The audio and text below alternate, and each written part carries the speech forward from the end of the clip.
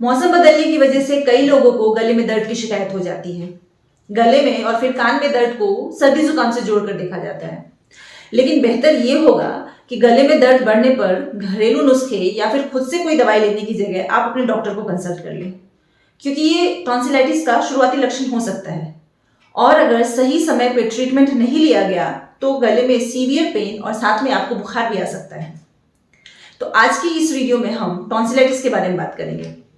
मैं आपको टॉन्सिलाइटिस के बारे में कंप्लीट इन्फॉर्मेशन देने की कोशिश करूंगी, उसके बचाव के तरीके, क्यों होता है टॉन्सिलाइटिस एंड साथ साथ उसके होम्योपैथिक ट्रीटमेंट की भी बात करेंगे। तो इसके लिए आपको वीडियो को एंड तक देखना होगा।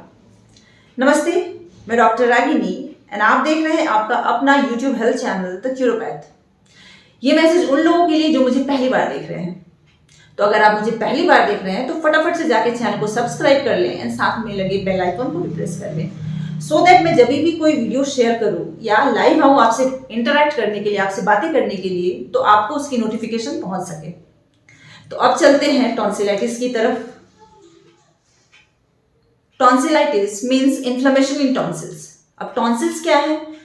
तो टॉन्सिल्स हमारे गले में पीछे की तरफ दोनों भी साइड से ओवल शेप्ड सॉफ्ट टिश्यू की गांठ लाइक एक ऑर्गन होता है एंड इसका फंक्शन क्या होता है? तो हमारे गले को एंड लंग्स को किसी भी इन्फेक्शन के अगेंस्ट प्रोटेक्ट करना। एंड कई बार क्या होता है, किसी बैक्टीरिया एंड वायरस के कांटेक्ट में आने की वजह से टॉन्सिल्स खुद इन्फेक्टेड हो जाते हैं एंड इसमें सूजन आ जाती है, इसे हम टॉन्सिलाइटिस कहते हैं। तो सूजन आने के बाद कुछ भी खाने या पीने में सीवियर पेन होता है गले में, इवन सलाइवा स्वालो करने में भी बहुत ज्यादा पेन होता है। एंड टॉन्सिलाइटिस जनरली छोटे बच्चों में ज्यादा कॉमन है, मीन्स 5 से 15 साल के बच्चों में टॉन्सिलाइटिस बहुत फ्रीक्वेंटली देखने को मिलता है। Tonsillitis depending on the time period कि कितने टाइम से इन्फेक्शन है गले में, तो टॉन्सिलाइटिस 3 तरह का हो सकता है: acute, chronic and recurrent tonsillitis. Acute tonsillitis means आपको अभी वायरस या बैक्टीरिया का इन्फेक्शन हुआ हो एंड आपको फीवर है, गले में पेन हो रहा है एंड ये सिम्टम्स मैक्सिमम 3 to 4 डेज तक लास्ट करते हैं एंड बहुत सारे केसेस में 2 वीक्स में अपने आप सबसाइड हो जाते हैं। तो ये अक्यूट टॉन्सिलाइटिस होता है।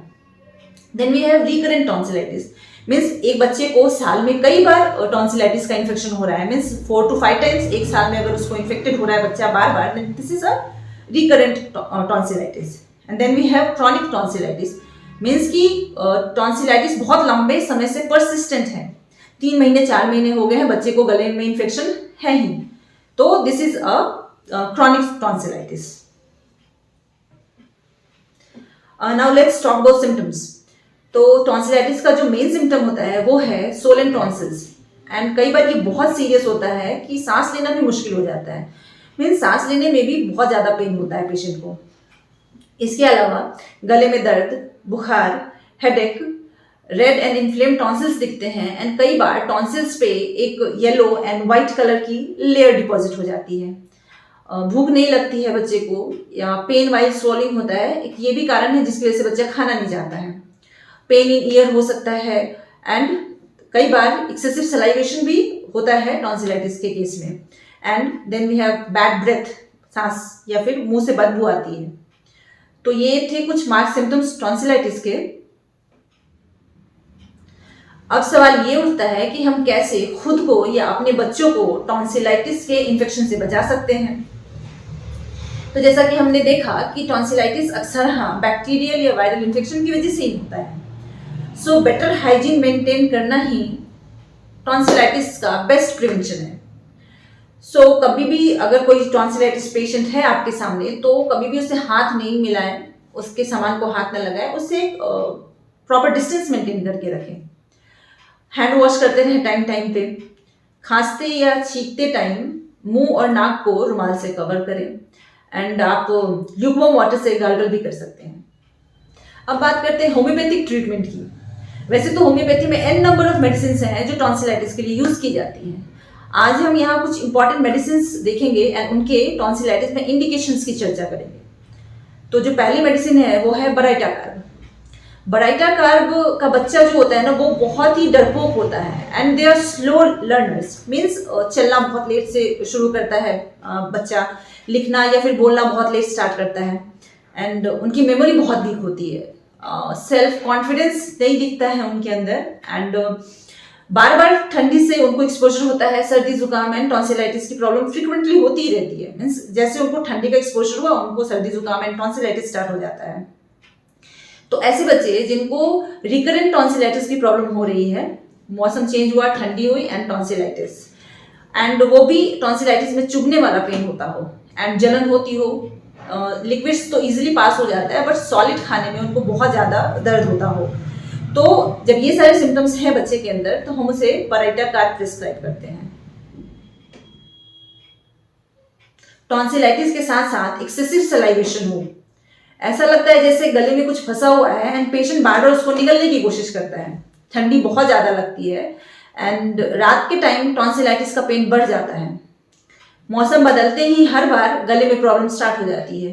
तो जब ऐसे सिम्टम्स हैं पेशेंट के अंदर तो हम उसे मॉक्सॉल प्रिस्क्राइब करते हैं। किलकिरिया कार्ब भी एक बहुत अच्छी मेडिसिन है जो टॉन्सिलाइटिस में प्रिस्क्राइब की जाती है, स्पेशली जब पेशेंट फैट एंड फ्लेबी हो एंड थोड़े से भी मौसम चेंज की वजह से उसे सर्दी जुकाम हो जाए एंड टॉन्सिल्स इन्फ्लेम्ड हो जाए। टॉन्सिलाइटिस के साथ साथ कान में दर्द की शिकायत करता हो patient, throbbing pain in years हो, टॉन्सिलाइटिस की वजह से स्वेलिंग हो एंड उसको कुछ भी निगलने में पेन होता हो, मुंह एकदम ड्राई फील हो, तो वैसे सिम्टम्स में हम पेशेंट को किलकिरिया कार्ब प्रिस्क्राइब करते हैं। जब पेशेंट एक्सट्रीम चिली हो, एक्सट्रीम सेंसिटिव टू कोल्ड हो, मीन्स थोड़ा सा भी ठंडी उसे बर्दाश्त नहीं होती है, गले में दर्द जो कि कान तक रेडिएट होता हो, पेशेंट को मुंह खोलने में भी दर्द होता है and cold and dry air में उसकी प्रॉब्लम बढ़ जाती है एंड वही ह्यूमिड एनवायरनमेंट में खाना खाने के बाद उसको बहुत आराम मिलता हो, तो ये हिपास सल्फ का इंडिकेशन है। वैसे केस में हमें पेशेंट को हिपास सल्फर ही प्रिस्क्राइब करना चाहिए। साइलेसिया एक ऐसी होम्योपैथिक मेडिसिन है जो हीलिंग प्रोसेस को फास्ट कर देती है।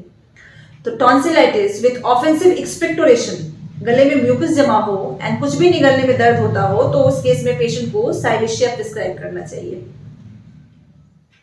जब पेशेंट को टॉन्सिलाइटिस बार बार होता हो, एक्सट्रीमली swollen tonsils हो एंड swallowing एक्सट्रीमली पेनफुल हो, मीन्स swallow करना, निगलना कुछ भी बहुत ही मुश्किल हो पेशेंट को, पेशेंट गर्दन घुमा के कुछ swallow कर पाए एंड ऐसे सिम्टम्स अगर है पेशेंट में तो हम पेशेंट को कालीम्यूर 6x बायोकेमिक फॉर्म में मेडिसिन प्रिस्क्राइब करते हैं। तो ये थी कुछ होम्योपैथिक मेडिसिन एंड उनके टॉन्सिलाइटिस में इंडिकेशंस। तो जैसे मैंने आपको पहले भी बताया है कि होम्योपैथी में लिस्ट इतनी ही नहीं है, और भी बहुत सारी मेडिसिन हैं जो टॉन्सिलाइटिस में यूज की जाती हैं।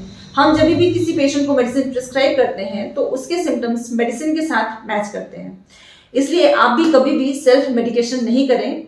मैं ये मेडिसिन सिर्फ आपको इन्फॉर्मेशन के लिए बताती हूँ। जब भी आपको कोई प्रॉब्लम हो आप अपने डॉक्टर से एक बार जरूर कंसल्ट कर लें। आज की इस वीडियो में इतना ही। मेरा ये वीडियो आपको कैसा लगा कमेंट में जाके जरूर बताएं। अगर आपको अच्छा लगा हो तो please do share it with your loved ones, and अगर आप किसी टॉपिक पे चाहते हैं, स्पेसिफिक टॉपिक पे मैं वीडियो बनाऊं, तो आप वो भी कमेंट में लिख के बता सकते हैं।